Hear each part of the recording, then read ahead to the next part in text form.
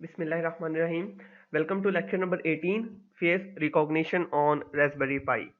हमारे क्योंकि रेस्पबेरी पाई पर जो प्रोजेक्ट होने जा रहा है वो हम फेस रिकॉग्निशन बेस्ड करेंगे, ठीक है। और फेस रिकॉग्निशन आप में से काफ़ी सारे लोग जानते भी होंगे, आपने ये टर्म सुनी भी होगी, और अगर नहीं सुनी तो आप इस लेक्चर के साथ साथ जान लेंगे, ठीक है।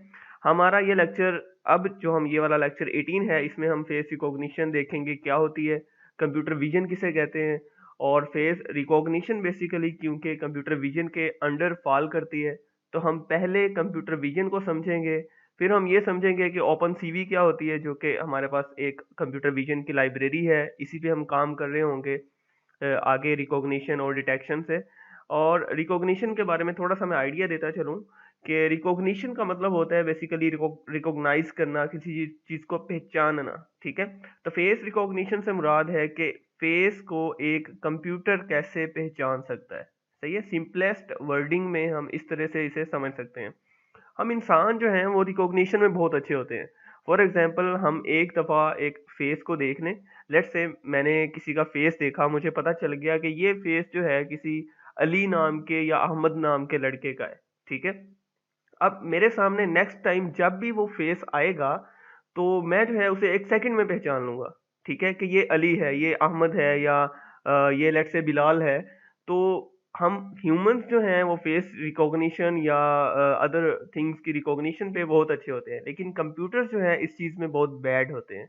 तो हमने कंप्यूटर को इस काबिल बनाना है कि वो एक फेस को रिकॉग्नाइज कर सके, और जब कंप्यूटर एक फेस को पहचान लेगा तो उसके बेस पे हम उससे जो है मुख्तलिफ चीज़ें परफॉर्म करवा सकेंगे, ठीक है। इसकी बेस पे हम एक होम सिक्योरिटी सिस्टम बना सकते हैं। लेट्स सपोज कि अगर वो होम ओनर का फेस डिटेक्ट करे तो ऑटोमेटिकली डोर जो है अनलॉक हो जाए, ठीक है। तो ये फेस रिकॉग्निशन इस तरह से हम आईओटी की डोमेन में यूज़ कर सकते हैं।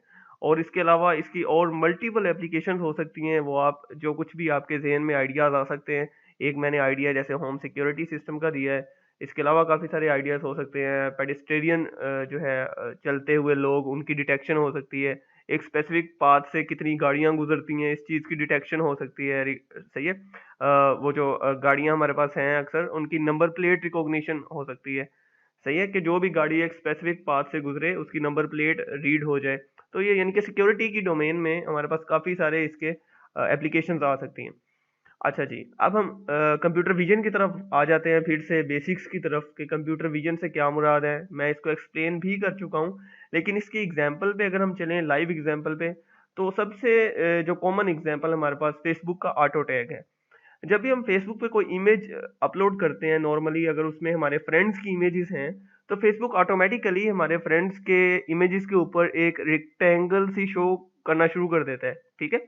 और नीचे वो सजेशन दे रहा होता है कि do you want to tag this, आगे यानी कि फ्रेंड नेम आ रहा होता है। तो फेसबुक को कैसे पता चलता है कि ये फेस जो है उस स्पेसिफिक फ्रेंड का फेस है, ठीक है। ये बेसिकली कंप्यूटर विजन की वजह से हो रहा है। फेसबुक भी हमारे फेसेस रिकॉग्नाइज कर रहा होता है। वो कैसे रिकॉग्नाइज कर रहा होता है, आपकी इमेजेस से ही वो डेटा सेट लेके अपने मॉडल्स को ट्रेन कर रहा होता है। सही है।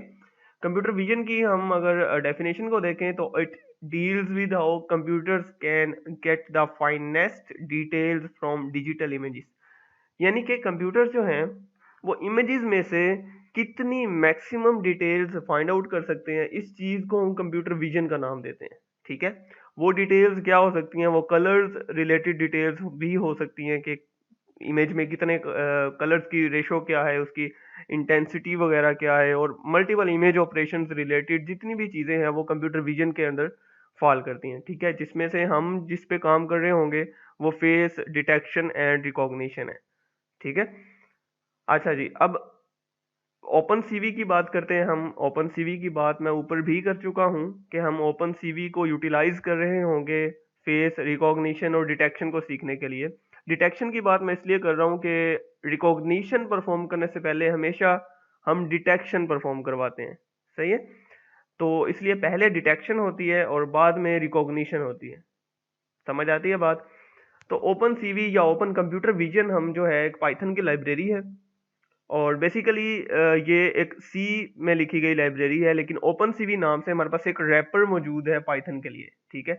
तो हम क्योंकि रेस्पबेरी पाई पे पाइथन के अंदर प्रोग्राम कर रहे होंगे अपने जो स्क्रिप्ट है हमारा, तो इसलिए हम ओपन सीवी को यूटिलाइज कर रहे होंगे पाइथन के अंदर। और पाइथन के अंदर हमारे पास एक जो है स्पेसिफिक रैपर मौजूद है ओपन सीवी डैश पाइथन के नाम से, ठीक है।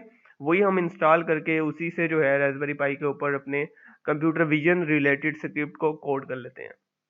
अब आप लोगों को कोई रैपर वगैरह या लाइब्रेरी वगैरह डाउनलोड करने की ज़रूरत नहीं है, क्योंकि मुझे यकीन है कि मैंने जो लास्ट वीडियो में आपको प्रोवाइड की थी रास्पबेरी पाई की फाइल, तो वो आप लोगों ने एक्सट्रैक्ट करके उसको रास्पबेरी पाई के मेमोरी कार्ड के ऊपर अपलोड कर लिया होगा या एक्सट्रैक्ट कर लिया होगा। तो उसके अंदर सब कुछ बिल्ट इन मैंने रखा हुआ था, उसमें ओपन सीवी इंस्टॉल्ड है पहले से, और यानी कि जो रिलेटेड लाइब्रेरीज हमें या उसके पैकेजेस या मॉड्यूल्स चाहिए तो वो सब कुछ बीच में इंस्टॉल्ड है। उसका हॉटस्पॉट भी उसका बना हुआ था, जैसा कि हमने अपनी लास्ट वीडियो में introduction to Raspbian operating system में देखा, ठीक है। अब ओपन सीवी जो है वो क्या करता है, सबसे पहले जब इसे कोई इमेज दी जाती है, ये इमेजेस को नमपाई एरेज में कन्वर्ट कर देता है, ठीक है। अब नमपाई एरेज की डिटेल में मैं नहीं जाऊंगा, क्योंकि हमारा लेक्चर या हमारा कोर्स कंप्यूटर विजन पर नहीं है। मे बी अगर हमें फ्यूचर में टाइम मिलता है तो हम कंप्यूटर विजन पर कोई कोर्स लॉन्च करें। एनीवे, नमपाई एरेज को मैं बेसिकली मैट्रिक्स को डिफाइन करता हूँ आगे। हम नेक्स्ट पे चलते हैं कि कंप्यूटर जो है रीड कैसे करता है इमेजेस को। मैं चीज़ ये मिस कर गया हूँ। हमें पहले ये समझना है कि कंप्यूटर जो है वो इमेज को रीड कैसे करता है, ठीक है। तो कंप्यूटर्स बेसिकली इमेजेस को एज एन इमेज रीड नहीं करते, उन्हें नहीं पता कि ये इमेज है। कंप्यूटर्स क्योंकि काम ही नंबर्स पे कर रहे होते हैं, तो कंप्यूटर जो है वो इमेज को as an array of numbers देखता है। बात समझ आती है? हम सभी को ये पता है कि इमेजेस जो है वो पिक्सेल्स पर मुश्तमिल होती हैं, ठीक है। तो वो हर पिक्सल जो है वो एक नंबर, स्पेसिफिक नंबर को रिप्रेजेंट कर रहा होता है। तो इस तरह से कंप्यूटर्स जो है वो इमेजेस को रीड करते हैं। अब वो नंबर्स यानी कि एक पिक्सल जो है उस पर 3 कलर्स की इंटेंसिटी डिफाइन की गई होती है अगर वो एक कलर्ड इमेज है। और हम जानते हैं कि हमारे पास most common colour scheme RGB या red green blue colour scheme है। तो एक पिक्सल जो है वो इन 3 चीज़ों की इंटेंसिटी को डिफाइन कर रहा होता है, सही है। लेट्स से रेड की इंटेंसिटी कितनी है उसमें उस पिक्सल पे, ग्रीन की इंटेंसिटी कितनी है, ब्लू की इंटेंसिटी कितनी है, यानी 3 वैल्यूज हर पिक्सल की डिफाइन हो रही होती हैं। तो उनसे मिलके जो है वो पूरा इमेज बन रहा होता है, और वो पूरा एक मैट्रिक्स शेप बन रही होती है। हम मैथमेटिक्स में पढ़ चुके हैं कि मैट्रिक्स क्या होते हैं। सिंपली एक एरे ऑफ नंबर्स होते हैं जिनको हम मैट्रिक्स कह देते हैं। तो ये नमपाई एरेज एक सिमिलर तरह का काम कर रही होती है कि जब भी ओपन सीवी के थ्रू हम इमेज रीड करते हैं तो वो एक एरे ऑफ नंबर्स में कन्वर्ट हो जाती है। उन एरे ऑफ नंबर्स पे कंप्यूटर को काम करना इजी होता है, तो इसीलिए जो है ये ओपन सीवी सबसे पहले उन्हें नंबर्स में या एरे ऑफ नंबर्स में कन्वर्ट कर देती है। हम पहले ओपन सीवी से की तरफ हम डायरेक्टली जंप कर जाएंगे और इसके ज़रिए हम बेसिक ऑपरेशंस देखेंगे कि इमेजेस पे हम ओपन सीवी के ज़रिए कौन कौन से ऑपरेशंस परफॉर्म कर सकते हैं। इससे हमें थोड़ा इजी हो जाएगा ओपन सीवी को अंडरस्टैंड करना। तो हम basic operations with open CV की तरफ चलते हैं। इसके लिए आपने क्या करना है, सबसे पहले तो अपने रास्पबेरी पाई को प्लग इन कर लेना है, ठीक है, USB केबल के ज़रिए लैपटॉप में। और जैसे ही आप प्लग इन करेंगे तो यहाँ पे उसका शो होना शुरू हो जाएगा हॉटस्पॉट। इसके साथ आप कनेक्ट हो जाएंगे और सिंपली उसी तरह जिस तरह मैंने लास्ट वीडियो में बताया था, हम VNC व्यूवर नाम की जो क्रोम ऐप है उसको लॉन्च करेंगे। ये मेरे पास VNC व्यूवर ऐप है। मैं इसमें उसका IP एड्रेस टाइप करूंगा जो कि मेरे पास 192.168.10.1:1 और कनेक्ट कर दूंगा। यूजर नेम इसका था पाई और पासवर्ड था रास्पबेरी RASPBERRY, ठीक है। तो मैं अब अपने रास्पबेरी पाई के अंदर लॉगिन हो चुका हूँ और रिमोटली मैंने इसे एक्सेस कर लिया है, ठीक है। हमने रिमोट कनेक्शन पर और रास्पबेरी पाई की बेसिक्स पर हमने अपनी लास्ट वीडियो पूरी देखी थी, तो इसकी डिटेल्स में हम नहीं जाएंगे। हम सिंपली डायरेक्टली जंप आउट करेंगे कि ओपन सीवी को हमने किस तरह से यूज़ करना है। अच्छा, ओपन सीवी को क्योंकि हमने पाइथन की लाइब्रेरी है तो हम यहाँ से पहले पाइथन का इंटीग्रेटेड डेवलपमेंट इन्वायरमेंट ओपन करेंगे। यहाँ पे आपको रेस्पबेरी पाई का आइकन नज़र आ रहा होगा, इसमें हम प्रोग्रामिंग के सेक्शन में जाएंगे और पाइथन 3 आइडल इस पर क्लिक कर देंगे। ठीक है। अच्छा, हमें शेल नहीं चाहिए, हमें क्योंकि आइडल चाहिए, तो फाइल और न्यू फाइल पे क्लिक कर दूंगा तो मेरे पास IDE की एक विंडो ओपन हो जाएगी। शेल को मैं क्लोज कर दूंगा। अच्छा जी, अब हमें बेसिक ऑपरेशंस परफॉर्म करने के लिए कि इमेजेस पे कौन कौन से ऑपरेशंस हम परफॉर्म कर सकते हैं। लेट्स से कलर्ड इमेज है, उसको हम ग्रे स्केल इमेज में कन्वर्ट कर सकते हैं और इमेज को हम रीसाइज कर सकते हैं। ठीक है, तो इस तरह के चंद एक ऑपरेशंस हम ओपन सीवी की मदद से करके देखेंगे ताकि हमें ओपन सीवी की वर्किंग समझ आ जाए। ठीक है, अब हमें ऑपरेशंस परफॉर्म करने के लिए कुछ सैम्पल इमेजेस भी चाहिए होंगे। वो सैम्पल इमेजेस आपने गूगल से या अपने पास जो आपकी इमेजेस अवेलेबल हैं वहाँ से आपने सिंपली उन्हें यूएसबी में कॉपी करना है और यूएसबी को रेस्पबेरी पाई की यूएसबी पोर्ट में लगाकर उसे किसी भी जगह यहाँ पर एक्सट्रैक्ट कर लेना है। मैंने ये इमेज जो है अपने पीसी से कॉपी करके इसके अंदर एक्सट्रैक्ट कर दिया ab.jpg। ठीक है, पहले से इस ऑपरेटिंग सिस्टम में यानी कि इसके अंदर पहले से मैंने इमेजेस कोई इमेज नहीं रखी, तो इसलिए आपको जो है ये मैनुअली इमेजेस इसके अंदर पुट करनी पड़ेंगी। और इंटरनेट से हम इसे इसलिए नहीं एक्सेस कर सकते क्योंकि इसके ऊपर एक हॉटस्पॉट बना हुआ है, तो हमें जो है वो सारी कॉन्फ़िगरेशन ख़त्म करनी पड़ेगी अगर हमने इसे इंटरनेट से कनेक्ट करना है। एनीवे अगर आपके पास कोई विंगल या इथरनेट अवेलेबल है तो आप डायरेक्टली इथरनेट के ज़रिए इसे कनेक्ट कर सकते हैं इंटरनेट के साथ। अच्छा, तो ये इमेज मैं कॉपी कर चुका हूँ /home/py डायरेक्टरी में और इसी को हम as a sample image consider करते हुए इसके ऊपर कुछ बेसिक ऑपरेशंस करेंगे। फिर इसी के ऊपर हम फेस डिटेक्शन भी परफॉर्म करेंगे। ठीक है, तो ये हमारी image as a sample image यहाँ पे हम इसे कंसीडर कर रहे होंगे। अच्छा जी, वापस आता हूँ मैं पाइथन के IDE इन्वायरमेंट में और सबसे पहला काम जो हमें करना है वो ओपन सीवी की लाइब्रेरी को इंपोर्ट करना है। अच्छा, ओपन सीवी क्योंकि इसमें पहले से इंस्टॉल्ड है और ओपन सीवी की लाइब्रेरी को इंपोर्ट करने के लिए हम स्टेटमेंट यूज़ करते हैं इंपोर्ट CV2। ठीक है। अच्छा जी, अब ये इंपोर्ट हो चुकी है। अब नेक्स्ट चीज़ जो हमने करनी है वो अपनी जो इमेज है उसको लोड करना है जिसके ऊपर हमने कुछ ऑपरेशंस परफॉर्म करने हैं। इमेज को लोड करने के लिए हम मेथड यूज़ करते हैं इस CV2 का, जिसे हम cv2.im रीड कहते हैं। सो मैं कहता हूँ im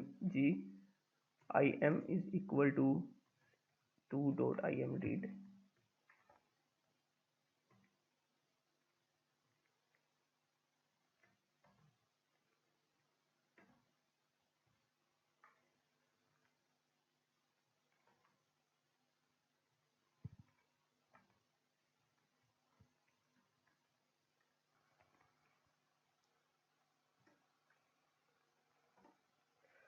सो इमेज को हम im रीड मेथड से लोड करेंगे और अब अगर इसको मैं शो करूं cv2.im शो फंक्शन से,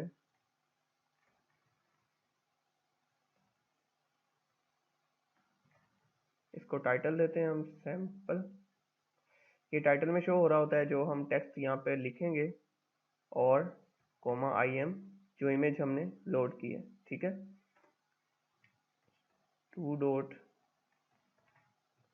वेट की 0। वेट की बेसिकली एक फंक्शन है जो हमारी ओपनड विंडो को तब तक रोके रखता है जब तक कि जो टाइम यहाँ पे डिफाइन किया गया हो, और अगर हमने यहाँ पे 0 डिफाइन किया है तो ये तब तक विंडो को रोके रखेगा जब तक हम कीबोर्ड से कोई की प्रेस नहीं कर देते। ठीक है, अगर हम ये वाली लाइन नहीं लिखेंगे तो im शो फंक्शन हमारी इमेज को शो तो करेगा लेकिन वो फौरन से क्लोज हो जाएगी। ठीक है, इसके बाद हमने डिस्ट्रॉय का फंक्शन कॉल करना होता है। अच्छा, ये फंक्शन क्या करेगा, जैसे ही हम कोई बटन प्रेस करेंगे तो ये फंक्शन या ये मेथड सॉरी जितनी भी ओपन सीवी की विंडोज ओपन है हम सबको क्लोज कर देगा। अब हम इसे सेव करके इसको रन करके चेक कर लेते हैं।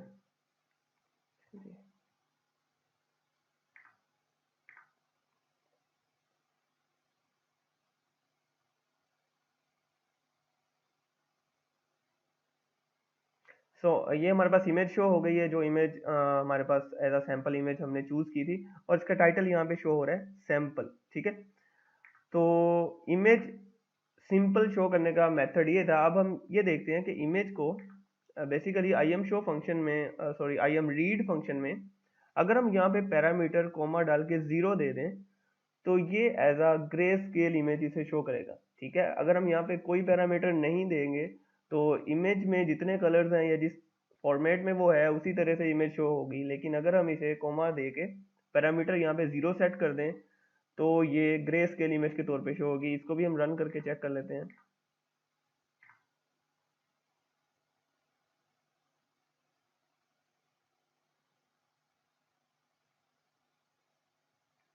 इस तरह से हम इमेज को जो है ग्रे स्केल इमेज बना सकते हैं। और बेसिकली जब हम फेस रिकॉग्निशन या डिटेक्शन पे काम कर रहे होते हैं तो हम ग्रे स्केल इमेजेस पे काम कर रहे होते हैं, क्योंकि ओपन सीवी जो है वो ग्रे स्केल इमेजेस पे डिटेक्शन और रिकॉग्निशन जो है वो इजीली परफॉर्म कर सकती है। अच्छा, रिसाइज करने के लिए हम हमारे पास एक मेथड यूज होता है cvt डॉट रीसाइज का, तो हम उसको भी देख लेते हैं। हम एक रीसाइज नाम का वेरिएबल क्रिएट करते हैं। Resize is equal to cv2 dot resize, और यहाँ पे हमने जो इमेज रीसाइज करनी है वो इमेज देंगे हम, यानी आई एम, और कोमा डाल के हमने उसका साइज सेट करना है जो हम देना चाहते हैं। लेट्स से मैं चाहता हूँ कि ये 600 क्रॉस 500 की इमेज बन जाए। ठीक है, तो मैं इस तरह से इसे रीसाइज कर दूंगा, और यहाँ पे जो मैं इमेज शो करूंगा वो मैं रीसाइज्ड, और मैं यहाँ पे रीसाइज्ड इमेज। ओके जी, अब मैं इसे सेव करके रन करता हूँ। F5 जो है इसकी शॉर्टकट की है रन करने के लिए। ये हमारे पास रीसाइज हो चुकी है। ठीक है, अब हम देखते हैं कि हमारे पास यहाँ पे एक शेप का मॉड्यूल होता है। अगर हम इसको प्रिंट करवाएं तो ये क्या प्रिंट करता है। बेसिकली हम यहाँ पे 0 को ख़त्म करके ओरिजिनल इमेज को प्रिंट करवाते हैं। फिर हम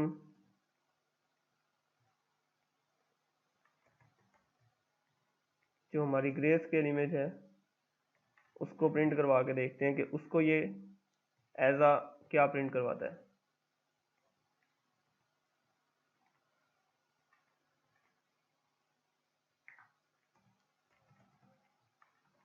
प्रिंट im_2, और इसी तरह हम रीसाइज्ड जो है इसको प्रिंट करवाते हैं। प्रिंट रीसाइज्ड। ओके जी, इसको जो है मैं सेव करता हूँ और रन करता हूँ।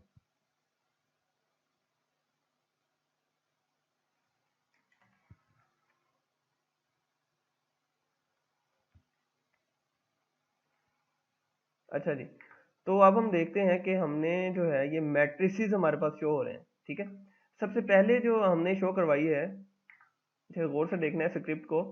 सबसे पहले हमने शो करवाई है कलर्ड इमेज। ठीक है, कलर्ड इमेज को प्रिंट करवाया, जो ऑब्जेक्ट उसने सेव किया यहाँ पे IM में, और ये एज अ numpy एरे उसने सेव किया। numpy एरे कैसे हमें पता चल रहा है, अगर हम इसको इसकी टाइप भी प्रिंट करवाएं, प्रिंट टाइप IM से सेव करके मैं इसे दोबारा से रन करता हूँ, और हर एक के साथ हम टाइप दे देते हैं, प्रिंट टाइप, और इसकी भी टाइप मैं यहाँ पे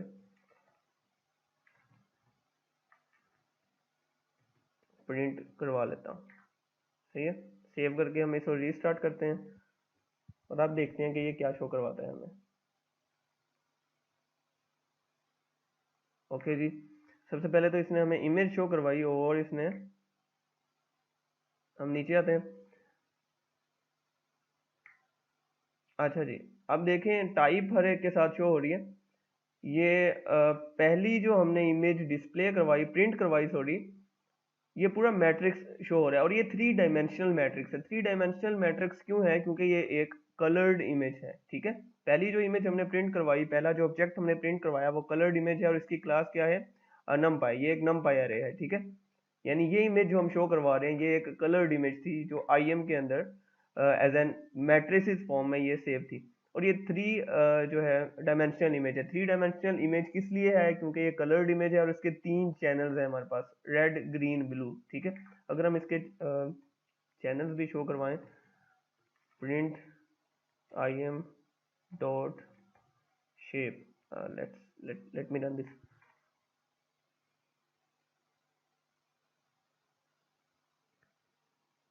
अच्छा, ओके जी, मैं वापस आता हूँ। यहाँ पे आई एम डॉट शेप। अच्छा, शेप फंक्शन जब भी हम, शेप मेथड जब भी कॉल करते हैं हम किसी इमेज ऑब्जेक्ट पे, तो वो उसकी साइज इमेज का और साथ में इसके चैनल्स, ठीक है। अब जैसा कि मैं बता रहा था कि इसके अंदर 3 चैनल्स हैं हमारे पास। 3 चैनल्स इसलिए हैं क्योंकि ये कलर्ड इमेज है, ठीक है। और ये एक नमपाई अरे है और यहाँ पे हमारे पास 3 डायमेंशनल मैट्रिक्स शो हो रहा है। इसे नीचे आते हैं जो हमारे पास ग्रे स्केल इमेज है। सॉरी, मैं इसे ग्रे स्केल के लिए हम 0 करते हैं इसे। और अब ये जो रीसाइज है इसको भी हम एक शेप मेथड इसका कॉल करके इसको भी देख लेते हैं। I am dot shape, again save करके रन करते हैं इसे।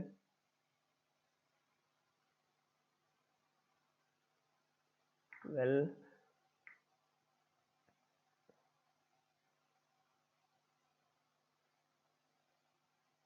ओके, सो ये हमारे पास 3 डायमेंशनल मैट्रिक्स है जो कि कलर्ड इमेज का है, ठीक है। इसके नीचे हमने इसकी शेप को प्रिंट करवाया, यानी कि शेप मेथड जब भी हम कॉल करते हैं इमेज का साइज और उसके चैनल शो हो जाते हैं। हमने उसकी टाइप को प्रिंट करवाया था। मैं इसको साथ में ओपन कर लेता हूँ, रीसाइज हैंडल। ओके, सो हमने शेप को प्रिंट करवाया था, यहाँ पे टाइप को प्रिंट करवाया था। तो यहाँ पे टाइप इसकी एज नमपाई अरे शो हो रही है। इसके बाद हमने इसे 0 का पैरामीटर देके इसे ग्रे स्केल इमेज में चेंज कर दिया और ग्रे स्केल इमेज में हमारे पास ये 2 डायमेंशनल मैट्रिक्स मौजूद है, ठीक है। इसी तरह इसकी टाइप हमने शो करवाई थी ग्रे स्केल इमेज की, तो वो भी हमारे पास एज नमपाई अरे ही है। टाइप तीनों की हमारे पास नमपाई अरे होगी। जैसा कि मैं बता चुका हूँ कि ओपन सीवी हमारे पास इमेज को एज नमपाई अरे की फॉर्म में स्टोर करती है। अच्छा, नीचे आते हैं इसे।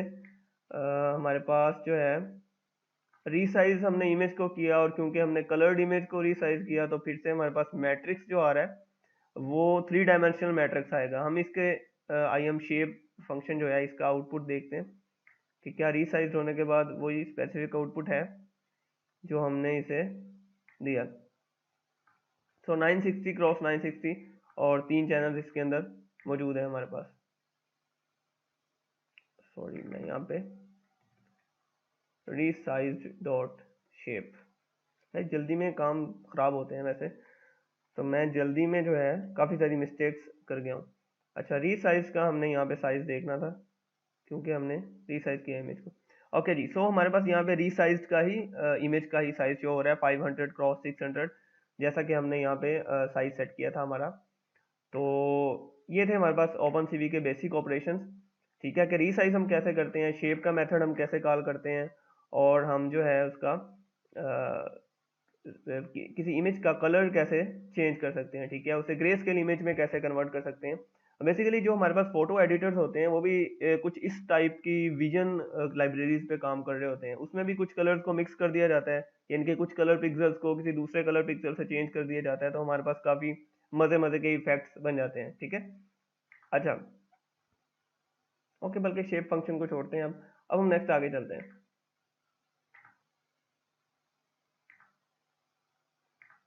ओके जी, सो बेसिक फंक्शंस पे हम काम कर चुके हैं।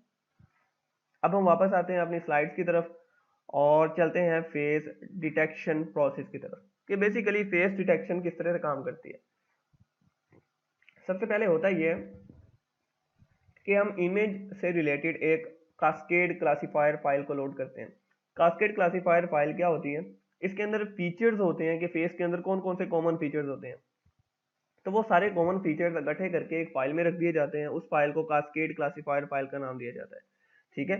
अब जैसे ही एक इमेज हम किसी इमेज के ऊपर वो कास्केड क्लासीफायर फाइल रन करते हैं, तो वो फाइल उस इमेज में से मैचिंग कोऑर्डिनेट्स या मैचिंग फीचर्स जो है उन्हें तलाश करती है।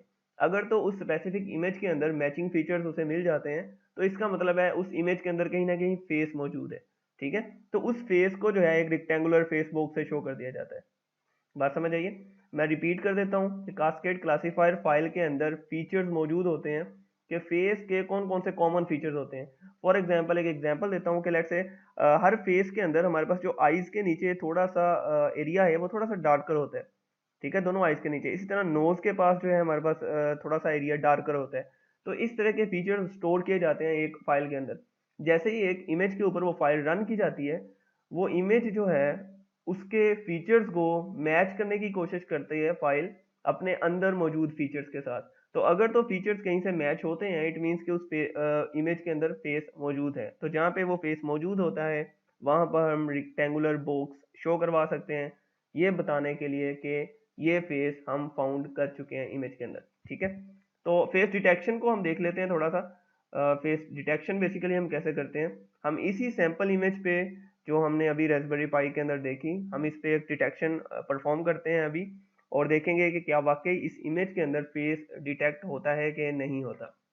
हम वापस आते हैं अपने रेस्बियन ऑपरेटिंग सिस्टम के अंदर, एक न्यू फाइल हम ओपन करते हैं और इसी फाइल को ab.jpg, इसी फाइल को हम एज आ सैम्पल फाइल चूज करेंगे यहाँ पे भी, क्योंकि इसके अंदर एक फेस मौजूद है।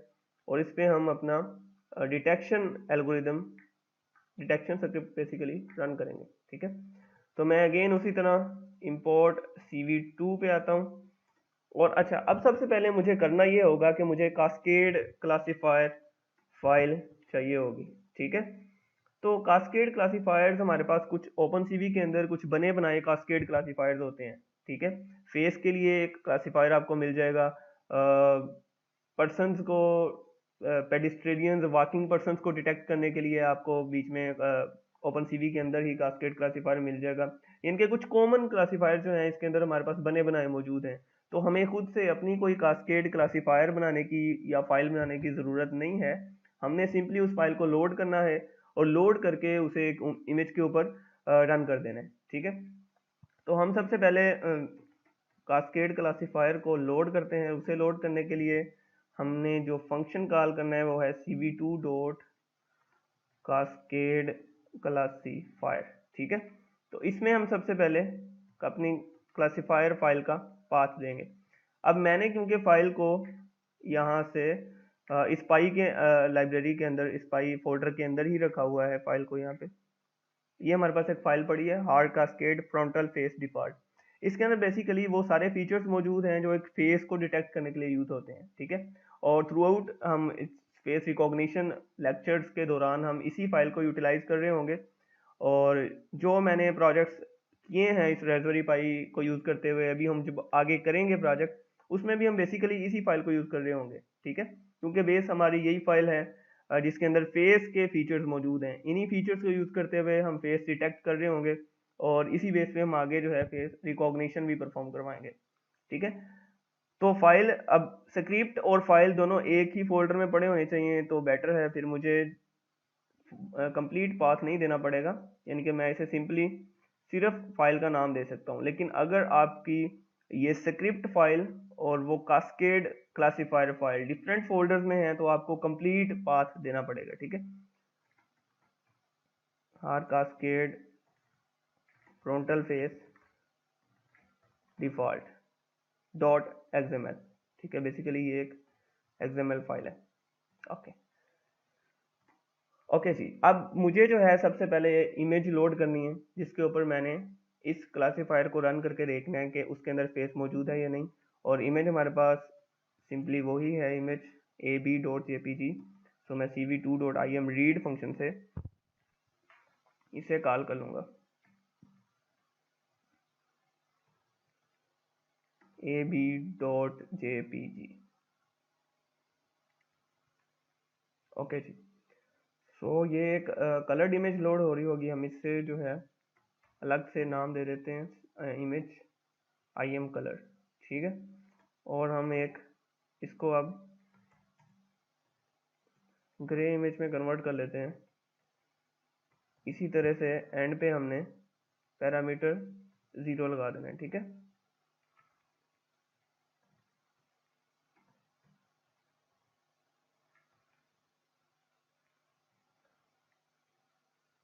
ओके, सो हम क्योंकि जैसा कि मैंने पहले बात की थी कि हम रिकॉग्निशन और detection basically grey scale images पे परफॉर्म करवा रहे होते हैं। सो ये हमारी ग्रे इमेज लोड होगी जो कि IM नाम के वेरिएबल में स्टोर है, और इसका जो है कलर्ड इमेज जो है वो IM कलर के अंदर स्टोर है। हमें क्योंकि ग्रे स्केल इमेज चाहिए, सो हम इस IM के ऊपर काम कर रहे होंगे, ठीक है। अच्छा, अब हमने इसे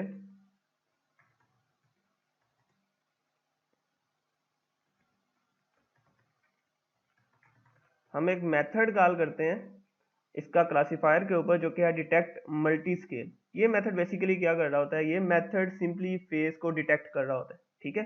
सिंपल सी बात ये समझ लेनी है कि ये मेथड फेस को डिटेक्ट कर रहा होगा। हम इसके पैरामीटर्स देख लेते हैं। सबसे पहले हम इसे इमेज देते हैं कि किस इमेज के ऊपर आपने अपने फीचर्स को मैच करना है। तो वो एक ग्रे स्केल इमेज होनी चाहिए। हम यहाँ पे IM इमेज देंगे। फिर आगे हम जो पैरामीटर देते हैं वो है स्केल फैक्टर। स्केल फैक्टर के लिए सिंपली ये समझ लें कि स्केल फैक्टर एक ऐसी चीज़ होती है जो इमेज का साइज कम कर देती है। जब ये डिटेक्शन परफॉर्म कर रही होती है तो इस फैक्टर के अकॉर्डिंग इमेज का साइज लेस हो जाता है, ठीक है। तो ताकि जो है डिटेक्शन या रिकॉग्निशन वो फास्टर हो सके। और मैंने जितना टेस्ट किया है कि scale factor normally maximum images पे 1.5 अगर आप सेट करें तो ये काफ़ी अच्छा वर्क करता है। इसे आप ज़्यादा या कम या ज़्यादा करके देख सकते हैं अगर जो है परफॉर्मेंस या एक्यूरेसी का इशू आ रहा हो। इसके आगे हमारे पास एक मिन नेबर का पैरामीटर होता है।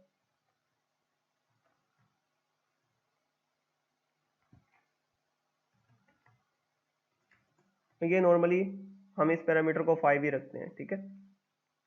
ओके, अब ये मेथड हमारे पास फेस डिटेक्ट करेगा, ठीक है, और फेस डिटेक्ट करके उसके कोऑर्डिनेट्स रिटर्न करके इस फेसिस वेरिएबल में स्टोर कर देगा। हम इसे यहाँ पे प्रिंट भी करवा लेते हैं, प्रिंट फेसिस, ठीक है।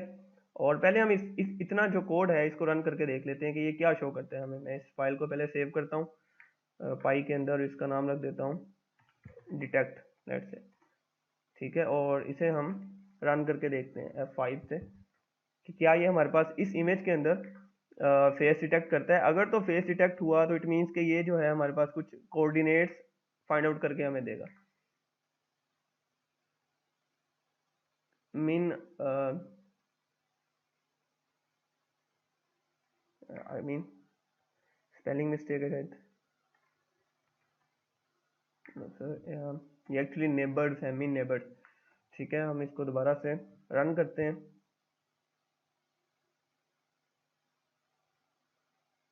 ओके, सो हमारे पास कोऑर्डिनेट्स आ गए हैं, ठीक है। इट मींस के फेस हमारे पास मौजूद है, इसीलिए हमारे पास कोऑर्डिनेट्स इसीलिए रिटर्न हुए हैं क्योंकि इमेज के अंदर उसने फेस फाउंड किया है। अब हमने इमेज के ऊपर उस कलर्ड इमेज के ऊपर रिक्टेंगल शो करवानी है, ठीक है।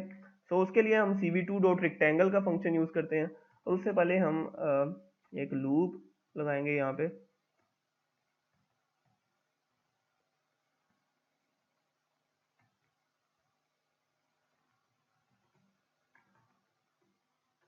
ये लूप हम इसलिए लगा रहे हैं ताकि वो कोऑर्डिनेट्स के ऊपर एक रिक्टेंगल ड्रा कर दे जैसे ही उसे फेस मिले इस इमेज के अंदर, ठीक है। सो हम cv2 डॉट रिक्टेंगल, और सबसे पहले हम जिस इमेज के ऊपर रिक्टेंगल ड्रा करनी है, अच्छा यहाँ पे एक चीज़ का ख्याल रखना है कि रिक्टेंगल हम कलर्ड इमेज के ऊपर ड्रा कर रहे होंगे, ठीक है। सो हमें जो है कलर्ड इमेज देनी है, और इसके बाद हम देंगे कोऑर्डिनेट्स कहाँ से लेकर कहाँ तक हमने रिक्टेंगल को ड्रा करना है। A, B से लेकर A plus W, B plus H, ठीक है। सो बेसिकली ये रिक्टेंगल जो है ड्रा कहाँ से लेकर कहाँ तक हो रही होगी। उसके लिए अभी आगे हम जो है कलर देते हैं। रिक्टेंगल का जो आउटलाइन कलर है वो क्या होगा, तो ये RGB में होता है। तो मैं इसे ग्रीन कलर यूज़ कर लेता हूँ, यानी 255 वैल्यू मैं ग्रीन की कर दूंगा। सो ग्रीन कलर में ये हमें शो होगा। यहाँ पे हम हाइट का पैरामीटर देते हैं, सॉरी हाइट कह दिया मैंने, बेसिकली उसकी थिकनेस जो है थिकनेस का पैरामीटर हम यहाँ पे देते हैं, सो मैं थिकनेस उसकी कर देता हूँ 3, ठीक है। कलर की थिकनेस है, मैं वापस आता हूँ यहाँ से, बाहर आता हूँ उससे लूप से, और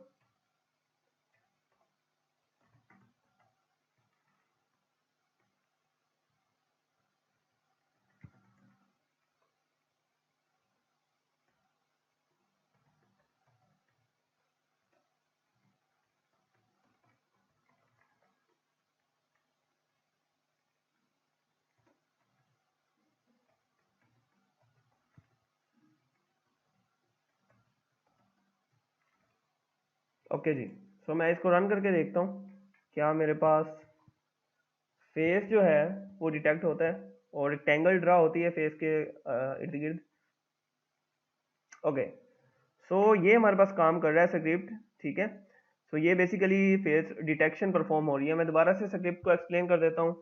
स्टेप 1 पे हम जो है अपनी कास्केड क्लासिफाइड फाइल को लोड करते हैं। स्टेप 2 पे हम वो इमेज रीड करवाते हैं जिस इमेज के ऊपर हमने डिटेक्शन परफॉर्म करवानी है, ठीक है। अभी हम लाइव डिटेक्शन परफॉर्म नहीं कर रहे, यानी कि वेब कैम से इमेज लेके वो भी हम करेंगे, और वो हम अपनी नेक्स्ट वीडियो में इंशाल्लाह हम वीडियो के ऊपर डिटेक्शन और रिकॉग्निशन दोनों चीज़ें परफॉर्म करेंगे। तो बेसिकली मैंने एक इमेज ली, सैम्पल इमेज ली एक मैंने, और उसके अलावा उसे मैंने ग्रे स्केल में कन्वर्ट कर दिया, ठीक है, क्योंकि हम डिटेक्शन ग्रे स्केल इमेज पे परफॉर्म करवाते हैं। फिर हमने एक ऑब्जेक्ट क्रिएट किया और उसके ऊपर क्लासीफायर का method detect multi scale call किया, ताकि वो जो है इमेज के अंदर से फेस को तलाश कर सके। जैसे ही ये फेस तलाश कर लेगा, ये वाला मेथड ये उस फेस के कोऑर्डिनेट्स हमारे पास इस वेरिएबल फेसिस के अंदर स्टोर करवा देगा, जिसको हमने प्रिंट करवा के चेक भी किया था, ठीक है। अब हमारे पास कोऑर्डिनेट्स आ गए हैं, इट मींस फेस डिटेक्ट हो चुका है। हमने उस इमेज के ऊपर जो बेसिकली कलर्ड इमेज है, ठीक है, उसके ऊपर हमने रेक्टेंगल शो करवानी है। सो हम जो है 4 हमारे पास पैरामीटर्स है, ए बी हमने उनको नाम दे लिए रैंडम से, आप कोई भी दे सकते हैं यहाँ पे, A B W H in faces. इनके फेसिस के अंदर जो है 4 वैल्यूज जो हमने डिटेक्ट की हैं, उनको हमने लेकर उसके ऊपर रेक्टेंगल शो करवानी है। तो cv2 डॉट रेक्टेंगल मेथड हमने कॉल किया। फर्स्ट नंबर पे वो इमेज थी जिसके ऊपर रेक्टेंगल हमने ड्रा करनी है। फिर वो पैरामीटर्स कहाँ से लेकर कहाँ तक रेक्टेंगल जो है स्टार्ट पॉइंट और एंड पॉइंट हमने दिए। फिर हमने जो है कलर दिया, उस रेक्टेंगल का कलर क्या होना चाहिए और थिकनेस उस रेक्टेंगल की क्या होगी, ठीक है। उसके बाद सिंपली हमने I am show function call किया, उसको एक टाइटल दिया है डिटेक्टेड, जो कि यहाँ पे हमारे पास शो हो रहा है, और उसके आगे इमेज जो हमने शो करवानी है, और क्योंकि वो कलर्ड इमेज ही हम शो करवाएंगे जिसके ऊपर हम रेक्टेंगल ड्रा कर रहे हैं। फिर हमने वेट की फंक्शन कॉल किया, ताकि तब तक इमेज जो है वो क्लोज ना हो जब तक हम खुद से उसे क्लोज ना करें। फिर हमने डिस्ट्रॉय ऑल विंडोज का फंक्शन कॉल कर दिया कि अगर हम कोई की प्रेस करें तो ऑटोमेटिकली सब ओपन सीवी की सारी विंडोज जो है वो क्लोज हो जाए, ठीक है। तो सिंपली इस तरह से एक डिटेक्शन ये हमारे पास काम कर रही है। इसको हम एक और सैंपल इमेज के ऊपर भी परफॉर्म करके देख सकते हैं, ठीक है। तो मल्टीपल इमेजेस जो है हमारे पास जिसके अंदर फेस हो, हम उसके ऊपर अपना डिटेक्शन मॉडल परफॉर्म करके देख सकते हैं कि ये कितना अच्छा परफॉर्म कर रहा है। इसके अलावा हम स्केल फैक्टर में चेंजेस करके भी देख सकते हैं, ठीक है। अगर ये स्केल फैक्टर बेसिकली ये कुछ इमेजेस पे अगर ज्यादा स्मॉल इमेज है या ज्यादा ही बड़ी इमेज है तो तब इस स्केल फैक्टर का फर्क पड़ता है, ठीक है। अगर बहुत बड़ी इमेज होगी तो हमें जो है ये स्केल फैक्टर में भी कुछ कम या ज्यादा करना पड़े। इसी तरह अगर इमेज बहुत स्मॉल है तो तब भी हमें इस स्केल फैक्टर को देखना पड़ता है, फिर हमारी एक्यूरेसी जो है इससे काफ़ी मुतासर होती है। लेकिन अगर नॉर्मल साइज इमेज है तो 1.5 स्केल फैक्टर जो है वो आसानी से चल जाता है। Okay, so back to slides, वापस आते हैं। फेस डिटेक्शन हमने देखी, फेस रिकॉग्निशन की तरफ चलते हैं। रिकॉग्निशन हम बेसिकली अपने नेक्स्ट लेक्चर में परफॉर्म करेंगे, लेकिन हम देख लेते हैं कि रिकॉग्निशन कैसे परफॉर्म की जाती है। तो रिकॉग्निशन में हम बेसिकली हमें काफ़ी सारे फेसेस चाहिए होते हैं। पहले उनके ज़रिए हम एक रिकॉग्नाइजर मॉडल क्रिएट करते हैं, ठीक है। लेट्स से डेटा सेट, यानी कि हम कह सकते हैं हम एक डेटा सेट क्रिएट करते हैं। फॉर एग्जांपल अगर एक पर्सन है, उसका नाम है बिलाल, ठीक है। अब कंप्यूटर को तो नहीं पता कि वो बिलाल है। हम बिलाल की कोई 100 या 150 या 200 पिक्चर्स लेके कंप्यूटर में एक डाटा सेट क्रिएट करके ओपन सीवी के ज़रिए उसमें रख देते हैं, ठीक है। फिर हम उन 100 इमेजेस की मदद से एक मॉडल ट्रेन करते हैं, ठीक है। वो मॉडल जो है ओपन सीवी उसको यूटिलाइज करता है नेक्स्ट टाइम रिकॉग्निशन परफॉर्म करने के लिए, ठीक है। यानी कि नेक्स्ट टाइम जब भी कंप्यूटर के सामने या हमारी ओपन सीवी जो लाइब्रेरी है उसके सामने या कैमरे के सामने जैसे ही वो पर्सन बिलाल दोबारा से नजर आएगा, तो वो ऑटोमेटिकली कंप्यूटर जो है उसे पहचान लेगा कि ये वही पर्सन है जिसका मेरे पास डेटाबेस में इमेजेस सेव हैं, ठीक है। तो इस तरह से हम रिकॉग्निशन करवा रहे हैं। और रिकॉग्निशन करवाने का जो अंडरस्टैंड करने का बेस्ट प्रोसेस है वो, क्योंकि वीडियो के साथ आता है, वीडियो के साथ यानी कि लाइव वीडियो के अंदर हम रिकॉग्निशन परफॉर्म करवा रहे होंगे। सो नेक्स्ट वीडियो के अंदर हम जो है इसकी रिकॉग्निशन पे बात करेंगे। और इस पे क्योंकि जो फाइल मैंने आपको ये प्रोवाइड की थी रास्पबेरी पाई की, तो ये बेसिकली मैंने फेस रिकॉग्निशन के लिए ही क्रिएट की थी। तो यहाँ पे आपको बना बनाया एक स्क्रिप्ट मिलेगा फेस रिकॉग्निशन का, homesec_main.py। इसको अगर आप एडिट करें तो आप इसको व्यू भी कर सकते हैं, और ये हाईली कमेंटेड फाइल है, ठीक है। तो इस फाइल को भी हम अंडरस्टैंड करेंगे अपनी नेक्स्ट वीडियो में कि इसके अंदर मैंने किस तरह से रिकॉग्निशन परफॉर्म करवाई है, ठीक है। सो इसको आप व्यू कर सकते हैं फॉर द टाइम बीइंग, कि जब तक हमारा नेक्स्ट लेक्चर नहीं आता। और डिटेक्शन आई होप कि आप अंडरस्टैंड कर चुके हैं। डिटेक्शन के नेक्स्ट स्टेप है रिकॉग्निशन, और रिकॉग्निशन पे हम देखेंगे कि जब एक फेस रिकॉग्नाइज हो जाए तो तब उसके अकॉर्डिंग हमने कौन सा एक्शन परफॉर्म करवाना है, ताकि हमारा ये जो सिनेरियो है ये IoT के साथ मैच हो सके, ठीक है। सो ओके जी, अपना ख्याल रखिएगा। अल्लाह हाफिज़।